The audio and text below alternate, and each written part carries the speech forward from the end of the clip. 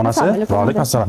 Mana bularni ol. Nima Ro'za ko'tarib olib berdim. yuribsiz? Mana qara, mashinada ham narsalar bor. O'shalarni ham olib olgin, xo'pmi? Voy, rahmat dadasi.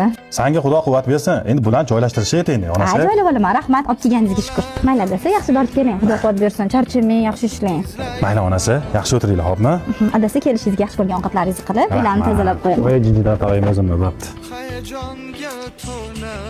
Mayli. Onasi? Voy, dadasi, uyg'otib yubordikmi? Kechiring. Yo'q, maqbosa soat 2:30 bo'ldi. Bolamiz uyqusi almashib qolgan, o'shanga uxlamayapti. Bolani ber bu yoqqa. Adasi, charchagansizmi? Hech narsa qilmaydi. Ertaga ishga borishingiz kerak adasi, o'zim qarayman. Menga qara. Men ro'za qilib kelsam, sen ularni joylab charchaysan. Men ko'chada ishlab kelsam, sen bolalaringga qarab, uydagi ishlarimni qilib charchaysan. Shunaqa ekan, san ham, men ham baravar charchaymiz.